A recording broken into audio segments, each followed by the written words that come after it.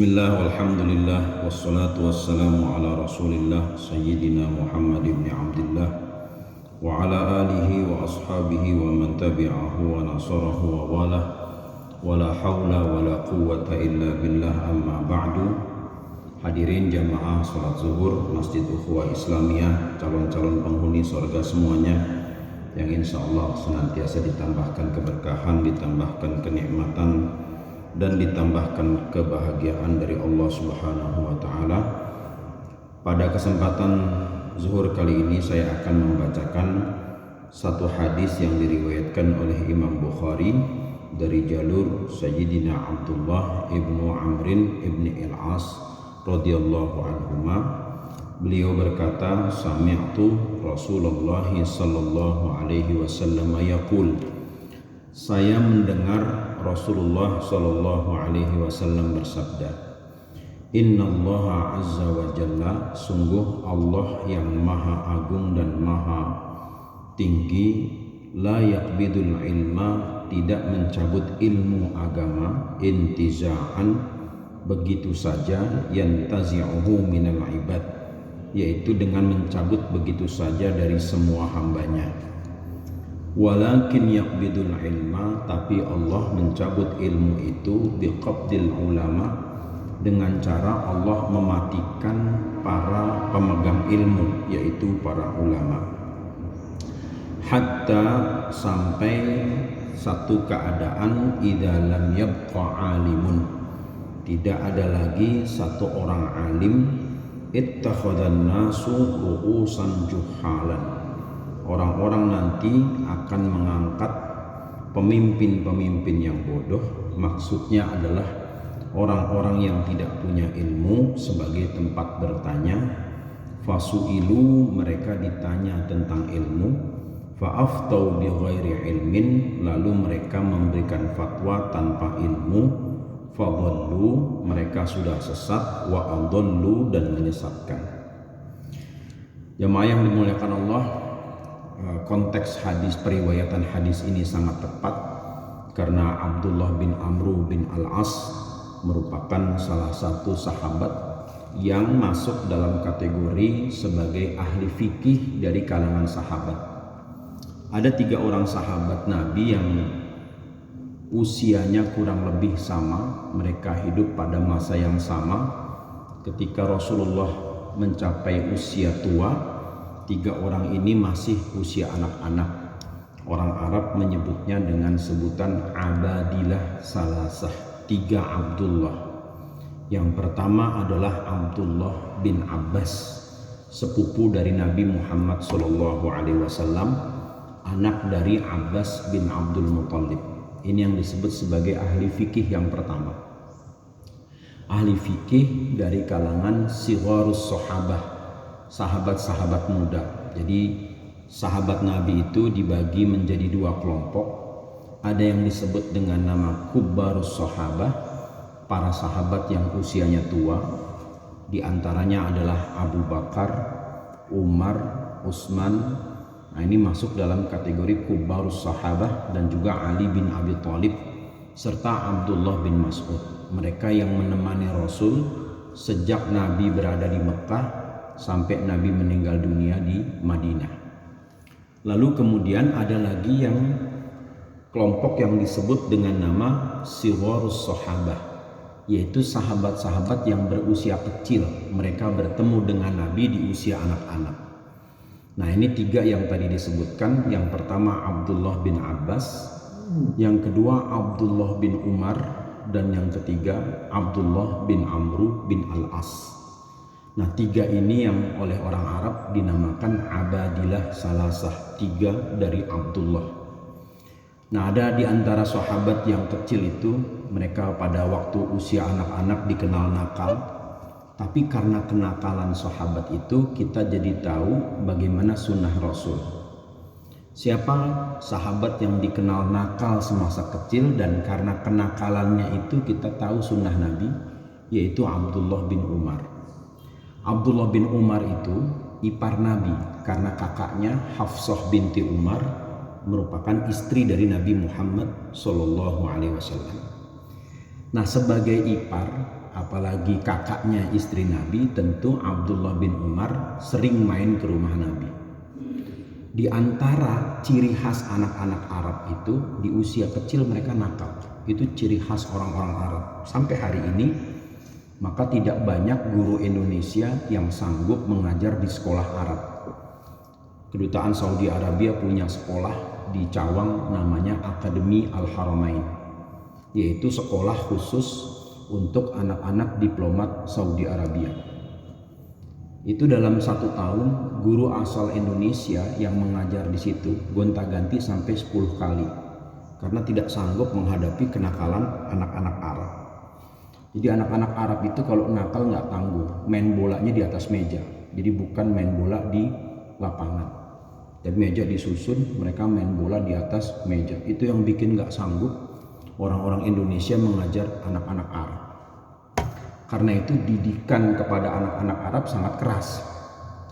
Nah, Abdullah bin Umar ini kurang lebih nakalnya seperti itu. Sebagaimana diriwayatkan di dalam Sahih Al-Bukhari, Abdullah bin Umar itu pernah naik ke loteng rumah Nabi. Dan karena dia berjalan dari satu sudut ke sudut yang lain, sampai pada akhirnya dia sampai ke toilet dan melihat Nabi buang hajat. Nah, ini kan nakalnya luar biasa. Kalau kita mungkin udah marah, diintip waktu buang hajat. Tapi karena Abdullah bin Umar mengintip Nabi ketika Nabi buang hajat itu, Abdullah bin Umar tahu bahwa ketika buang hajat itu toiletnya Nabi menghadap ke arah kiblat, ke arah Mekah. Nah, ini jawaban bagi orang yang membangun toilet menghadap ke kiblat, bagaimana hukumnya?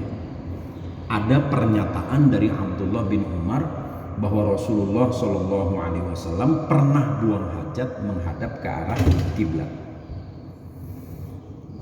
Jadi hukumnya boleh. Kalau begitu buang hajat menghadap kiblat boleh dong? Enggak. Kenapa enggak? Kalau tidak ada penghalang, maka tidak boleh buang hajat menghadap kiblat. Jadi hadisnya itu teksnya bermacam-macam. Di teks yang pertama menyebutkan bahwa Rasulullah SAW melarang buang hajat menghadap kiblat, tapi dalam praktiknya, sebagaimana kesaksian Abdullah bin Umar, Rasulullah ternyata buang hajat menghadap kiblat. Apakah Rasulullah tidak konsisten dengan ucapan? Konsisten. Hanya kita yang tidak paham konteks yang dimaksud oleh Nabi Muhammad SAW, sehingga para ulama membuat kesimpulan tidak dibolehkan membuang hajat menghadap kiblat jika tidak ada penghalang. Tapi kalau ada penghalangnya, maka tidak disebut buang hajat menghadap kiblat. Nah, informasi ini kita dapatkan dari kenakalan Abdullah bin Umar. Jadi nakalnya seorang sahabat itu mendatangkan manfaat. Beda dengan nakalnya kita. Nakalnya kita itu justru mengurangi manfaat. Ini bedanya kita dengan generasi soleh zaman dulu. Nah, Abdullah bin Amr ini diperkirakan ketika mendengar hadis Rasulullah atau ketika mendengar Nabi bersabda, usianya masih anak-anak. Tapi ingatannya tajam sampai dewasa. Beliau mengatakan, sami'tu Rasulullah sallallahu alaihi wasallam yaqul, saya pernah mendengar Nabi bersabda.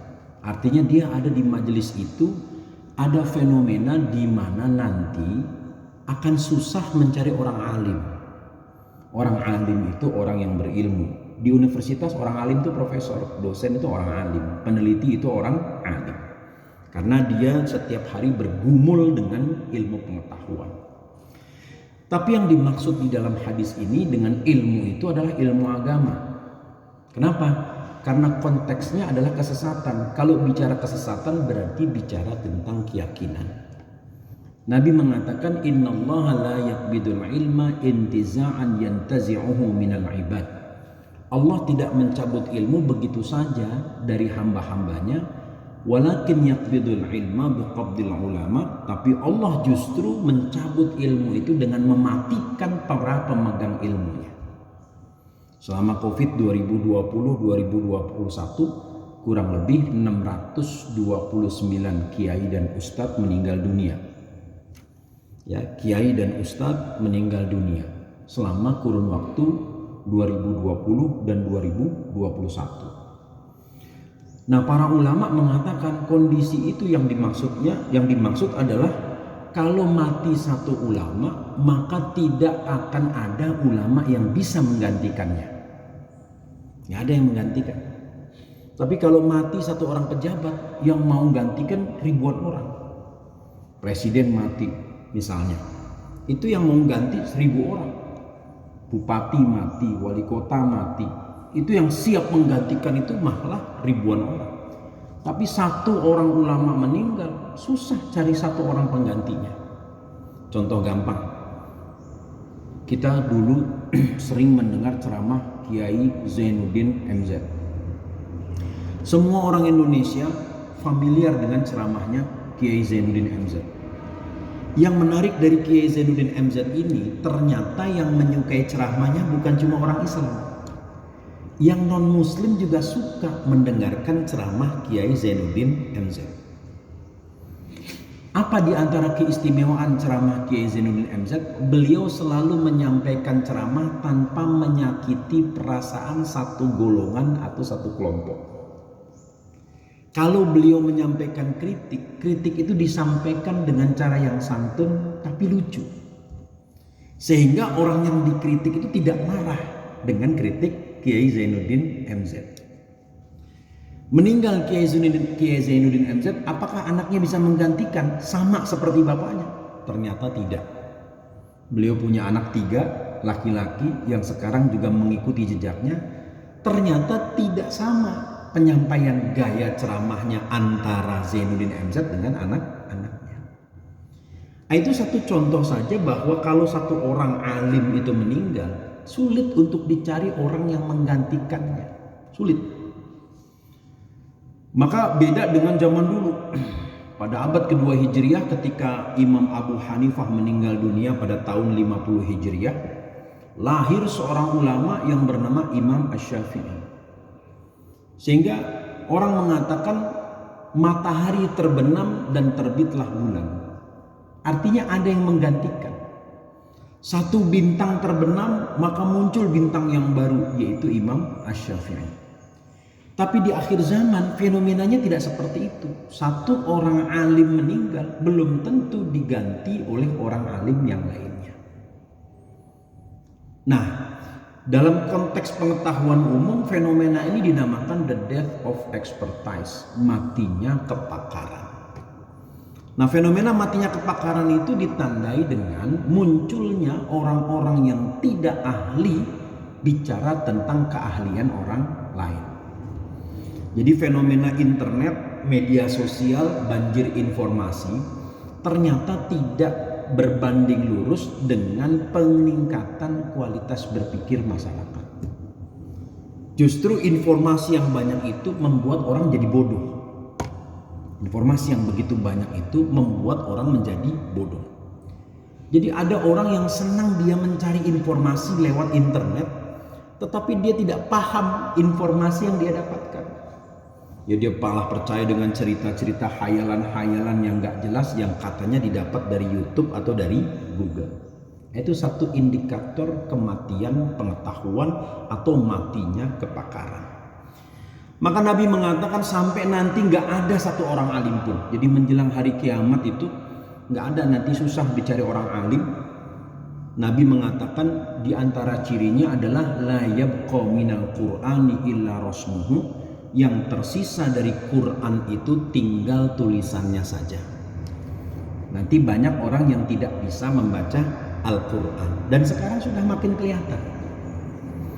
Orang yang gak bisa baca Quran makin lama makin kelihatan. Tidak usah kita bicara merenungi Quran, bacanya aja sudah gak bisa. Karena membaca itu mengantarkan kita kepada pemahaman terhadap Al-Quran.